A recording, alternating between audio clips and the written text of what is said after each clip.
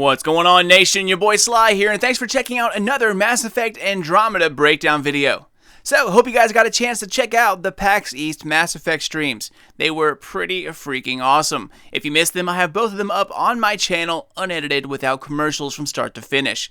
Now, I originally thought one of them was going to be about multiplayer, but turns out I was wrong. Apparently, the only thing happening in PAX that was multiplayer that was access on the show floor. That was it. The two streams showed off single-player missions only.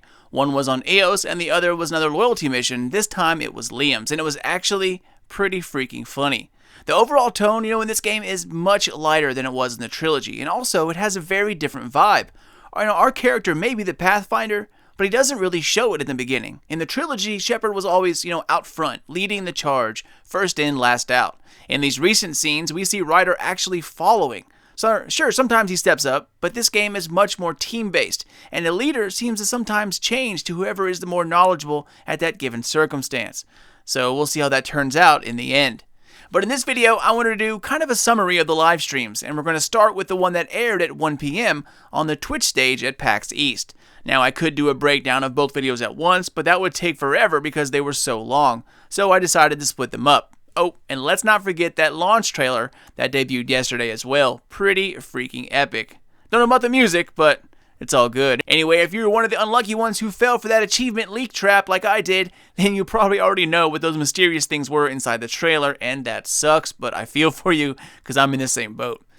Anyways, guys, let's dive into these streams. So first we start off on the Tempest, and it shows us a first ever look at Suvi, who has this very super cute look to her, but still, something to me is just off about her face. Mouth movements have always been traditionally a hard thing to mimic in-game, so I don't think it's that. I think I'm kind of used to that. It's the eyes, like they have no movement. In the past games, up-close face shots like this would have normal eye movement. Like Miranda, for instance. She looks into both of your eyes one at a time, and then looks at your mouth, and then looks away from you for a second. You're down at the floor. A very natural movement. But these eyes are like laser beams, man. They're trying to melt your soul. Still, I like me some Suvi, and hopefully small polishes like that will be taken care of with the Day 1 patch. Now, one thing to take note of, this was shown on a console, so the graphics will be dulled down a little bit, as well as the frame rates. Also, the stream was only shown at 720. Don't know what Twitch was thinking, but whatever. Even the source I tried to record at was capped at 720, so that was pretty bad. But anyway, that's the best I could do, so we'll just have to live with it. Now, in case you guys haven't heard, this mission is the more spoilery of the two, especially when it comes to story. Some of the conversations tell you quite a bit just from the questions, so I cut a lot of those scenes out if you guys don't want to see it. If you've already seen it, it's no big deal. You can always check out the full stream if you want to know more about it. Now, one of the cool things about the new Galaxy map is this full immersive view. As you walk around towards the console, you notice that you kind of walk out over some kind of glass or a simulated screen that gives you a lifelike view of everything around you.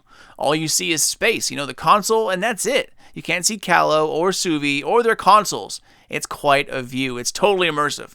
And also, we get our first unhindered view of this new real-time Galaxy map. We start outside the Nexus, and then it shows us leaving the Nexus, engaging an FTL, and then showing up at our destination.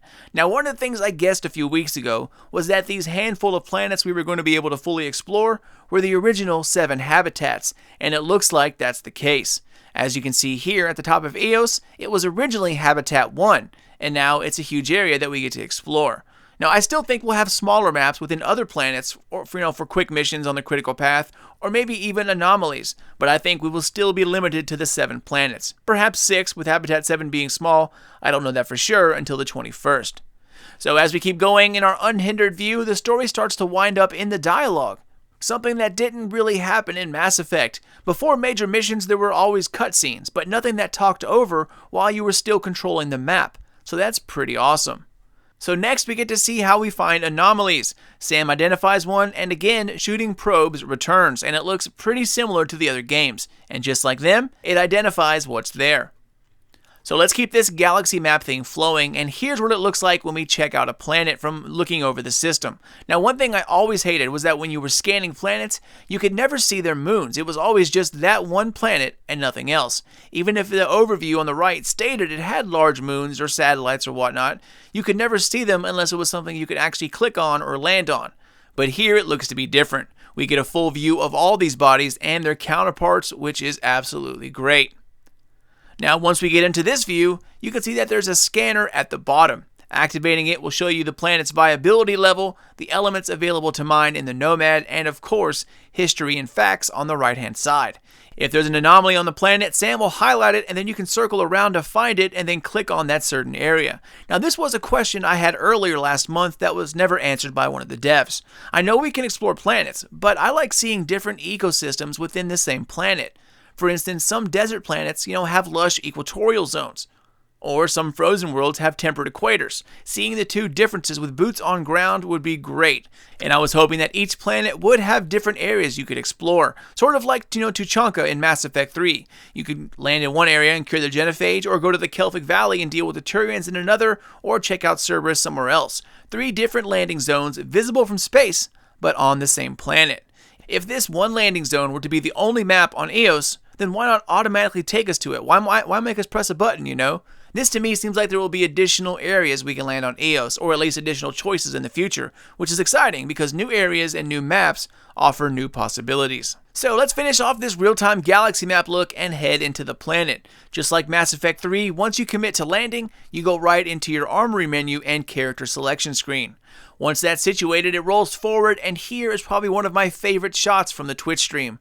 Seeing Eos outside the window and being so close to its parent star, you see the sun peek over the back of the world, almost blinding Ryder. He puts his arm up and it has such stark lighting contrast between, light and shadows. It really looks good, and it gives these areas a real feel to them. So we have to skip a few scenes here to avoid some spoilers. And once we do that, we have a cutscene because this is a mission. But once we land on the planet, the scale of these places once again gets brought back up. So if you look ahead, you can see that there's a curve in the road in front of you, basically right in front of the Ryder. This long curve is just about, the heart of this colony. There's other buildings scattered around, but most of it is centered right here on this part of the road. And as we back up, you can see that little, that little area that's highlighted, that little curve of the road is this entire place we're standing on. As we keep going back, we get a fully maxed out zoom, which shows just how big this map really is. And one thing I noticed was this off to the right. Now it looks like map layers to me. So either there's something deep underground that is, really large and really deep, or something above us that is just as large and very high up. Now those are just guesses, of course, but I have seen these in other games before. Something to think about. Now, one thing that becomes immediately apparent is the new verticality Mass Effect Andromeda has. The older games had linear maps, with a clear line showing you where to go, and you could only access high places with ladders. But if there weren't any ladders or drops, you were stuck staying on the ground.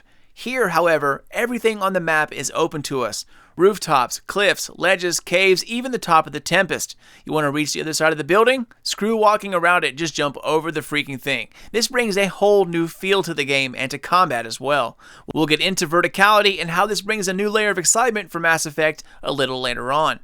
So as we explore, hints and parts of story as well as lore are dropped around the map like previous games, giving us hints as to what's happened before you arrived. Which is a great thing to see. I was actually worried that the in-between stories would have been dropped in favor for a larger, over-looming plot, in which I was wrong and totally okay with. So something else I pointed out in a previous breakdown trailer is that I thought all these symbols underneath Ryder's scanner had to do with currency or salvage, maybe even credits, something along those lines. Well, in the last breakdown video I did, Milky Way research data was pointed out to being that AI symbol. And we need Milky Way research data to buy and craft weapons and armor that we're used to, stuff from the Milky Way. So that must mean the other two symbols are for Helios Tech research data and Remnant research data. And we hit that right on the money. As Mac Walters explains, each tech needs its own research data, and you can see Ryder scanning a piece of initiative equipment here, which credits him with AI research data. He goes on to verify that we indeed have 3 different types of R&D to find, and scanning is a huge part of this. The lower upgrades cost anywhere from 50 to 100 R&D, so anytime you're in a settlement of any kind or a ship, scan your ass off because you will definitely need it. I just hope it doesn't become too intrusive over the course of the entire game. Also, I read a comment a few weeks ago wondering if we could swim or get into water with this new game. Well, we get this answered right here, and it's another first for the series. Whether or not we'll actually be able to swim, I have no idea, but jumping in water is definitely new for Mass Effect. Also, some of you might remember this screenshot from a few months ago. Blasto's cereal. How awesome is that, right? Go all the way to Andromeda, and you bring a box of cereal. Alright, next we get a first look at what the codex looks like. So it's broken down a little differently this time around, but it's still reminiscent of the older ones. I have to skip ahead to avoid spoilers in here, but as you can see, everyone you've met so far has been added, along with areas, parts of the story, of course that I skipped, locations, cultures, technology. It's all there for people who love diving into the codex. So as we move along, we get to see how the scanner, story, and this new verticality works into every aspect of the game. We need the scanner to find out what's wrong and also to identify parts that are wrong or missing. And then we need our new biotic jumper jetpack to get us up to these places in order to fix it. Now I'm pretty sure this is the area we're going to get to play in early access. I have a strong feeling because these small fetch quests use a lot of different things here, like the terrain, nomad, jumping, tutorials, story. It all feels like an opening mission, like a tutorial. So I'm willing to bet this is the area we're going to see on the 16th.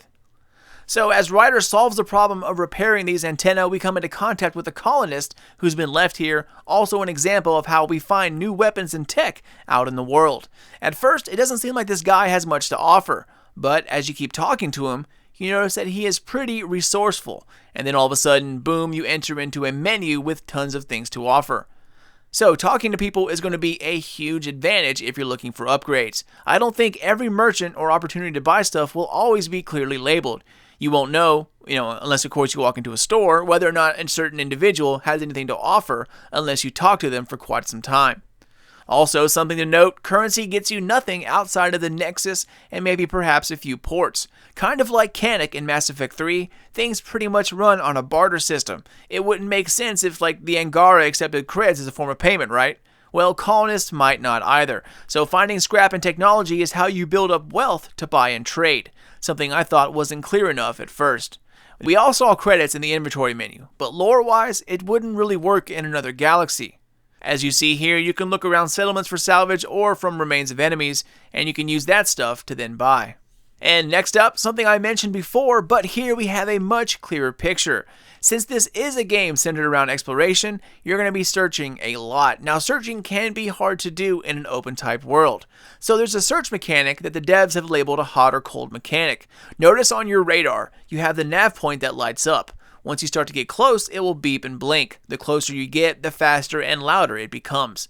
Now, it won't tell you exactly where it is. You still have to scan around to find it, but it does lead you in the right direction. And after a quick tutorial on forward stations, we were led right to the Nomad.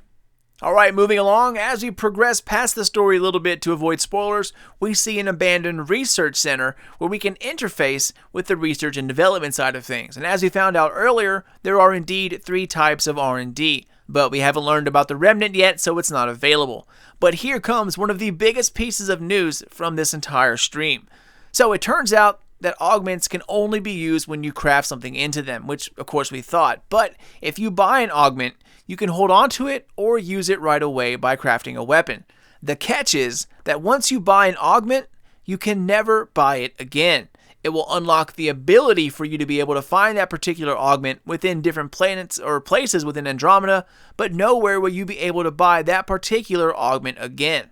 So if you buy a super powerful augment, say turning your SMG into a plasma-seeking projectile, and then you craft it into, at your current level, like a level 1 SMG, you're pretty much stuck with a level 1 SMG that heat sinks, and in a few minutes when you level up, you might already need a level 2 or 3 weapon. So you just wasted that augment, and now you cannot craft another heat-seeking weapon until you find that augment somewhere in the world, because you cannot buy it at all, anywhere.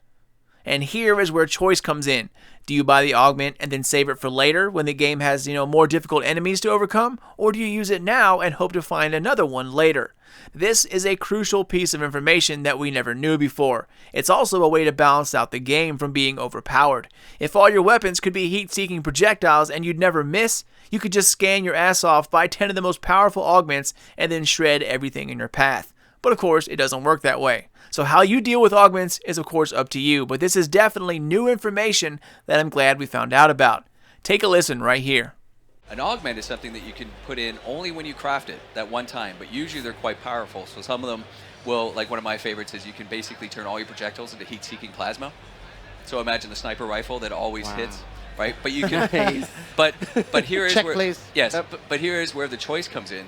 Is that when you craft that augment, it gives you one version of it, and it gives you the ability to now find that augmentation in the world, but you can never craft it again. So you want to make sure you use it, appropriately. So you can't just have heat-seeking everything. Yeah, and do I want to put it on my level 1 or my level 2 pistol, or do I want to save this augment maybe and put it on a level 5 later on? I don't know, right? Now, once you get into your development menu, you'll have a list of all your current blueprints on hand. The ones that you can actually build right now will be highlighted. But if you don't have materials, then of course you'll need to go find some. Now, I took this from the IGN Nomad video from a few days ago, so thanks goes out to IGN. Their link is in the description box below. You can see that using the Nomad to mine is actually pretty easy. You pop out a scanner, drive over an area where materials are concentrated, then you just simply pop out your mining drone, it digs it out of the ground for you, poof, done. And that menu is very reminiscent of ME2, just used in a new way, which I really like. So once you have enough materials to build your weapon, you can then rename that weapon to whatever you like, which comes in handy. If you have 4 different Maddox that have 4 different augments, this way you know which ones can do what. Or if you want to get lore crazy, you can rename them to some crazy Hanar soul name. Apparently you can fit quite a bit of text in here, something like 4 to 5 words, a lot more characters than most games offer. So as we skip ahead here, they go over power usage, skill points, profiles, something we've been over in spades by now, so I'll go ahead and skip that. But one cool feature of forward stations is that not only do they call down the Nomad, refill your ammo, protect you from environmental hazards, refill your Nomad's life support as well as your own, you can change your loadout as well as your squad mates. So once you switch them out, it will just fade out and poof, they appear. Another character will run out of the Tempest and meet you there. Alright, as we get towards the end of the video, we see the differences between the 4 and 6-wheel drive of the Nomad. Since this is a tutorial zone, this sandy hill is too steep to climb and too slick to make it up with just 4-wheel drive. But as you see, simply engage the 6-wheel drive and boom, you are good to go. 4-wheel drive is meant more for speed and control, 6-wheel drive is a bit slower and meant for tougher terrain and a lot of incline. And moving on to the last part of this stream, I'm going to go through this fast due to some spoilers, but here is where this verticality comes into play. I said earlier we'd get back into it, and here it is. As you can see, there are scanners at the very top of this remnant structure. Somehow we have to get up there to activate this array, and there are places like this all over Helios, and because it's the first mission, it's relatively easy to get up here, but they promise that as you play forward, these obstacles will become more like jumping puzzles, similar to raids in Destiny. They're tricky, hard to find, and I cannot wait. You don't realize what a jetpack can do for a game until you see stuff like this and realize just how much more space and how many more opportunities it can unlock. And we are going to end it here, guys. Like I said, I have a funny feeling this will be the area for the early access trial, and I avoided most of the large spoilers so you can find out about it for yourself. Only 4 days to go, guys, until early access, 9 days until release. The hype it's like palpable. I can feel it and I am beyond ready. As always, thank you all so much for watching and for the support of my channel. Don't forget, I'm holding a giveaway for an Origin pre-order code for Mass Effect Andromeda here very soon.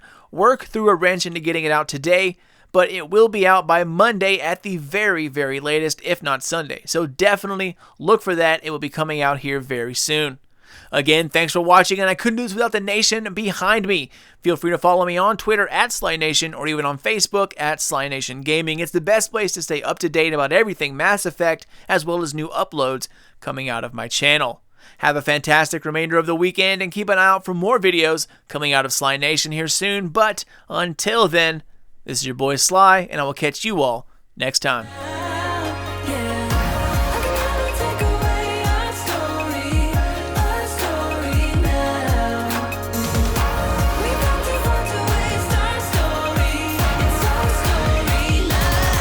Let's go.